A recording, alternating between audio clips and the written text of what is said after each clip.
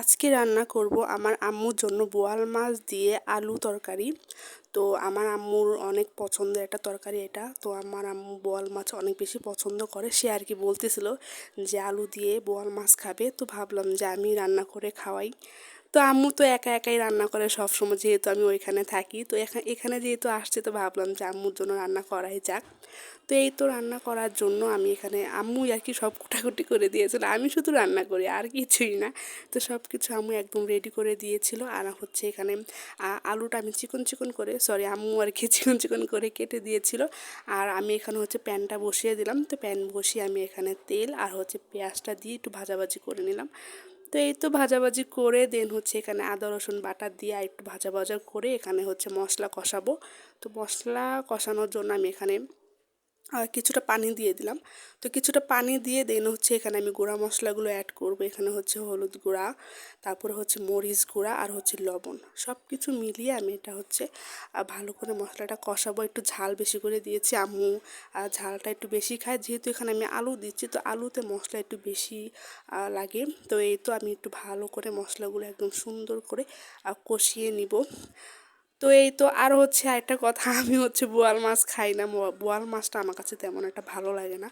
তো এই আর কি, তো আম্মুর জন্য জাস্ট রান্না করতেছি, এটা আম্মুই খাবে, আম্মু অনেক পছন্দের তরকারি এটা নাকি বলতেছিল আর কি আম্মু। তো এই তো মশলাটা কিন্তু কষানো হয়ে গিয়েছে। তো আমি এখানে হচ্ছে আলুগুলো যে কুচি করে রেখেছিলাম, ওই আলুগুলো এখানে দিয়ে দিব। তো এই তো আলুগুলো দিয়ে আমি মশলার সাথে ভালো করে এটা নাড়াচাড়া দিয়ে দেন হচ্ছে আমি এটা একটু ঢাকা দিয়ে দিব। দেন আলুটা একটু সিদ্ধ হতে লেট লাগে। আর যেহেতু আমাদের চুলাতে গ্যাস থাকে না, আর অনেক পরিমাণে লেট হয় রান্না করতে, মানে অল্প কিছু রান্না থাকলেও মানে এই গ্যাসের জন্য অনেক পরিমাণে লেট হয়ে যায় আসলে। তো এই তো এখানে আলুগুলো হচ্ছে আমি ভালো করে একটু কষিয়ে নিব। ঢাকা দিয়ে রেখেছিলাম, তো আলুগুলো কিন্তু মোটামুটি সিদ্ধ হয়ে গিয়েছে। তো এই তো সিদ্ধ হয়ে গিয়েছে। আর হচ্ছে আমি এখানে ঝোলের জন্য পানি দিয়ে দিব। তো এই তো আলুগুলো সিদ্ধ হওয়ার পরে আমি এখানে ঝোলের জন্য একটু পানি দিয়ে দেবো, যেহেতু আলু তরকারি তো আমি এখানে ঝোল রাখবো, একটু ঝোল ঝোল রাখবো আর কি। তো আলু তরকারি কিন্তু এমনিতেই পরে ঝোলটা একটু টেনে আসে, যার কারণে আমি একটু ঝোল বেশি করে দিয়েছি।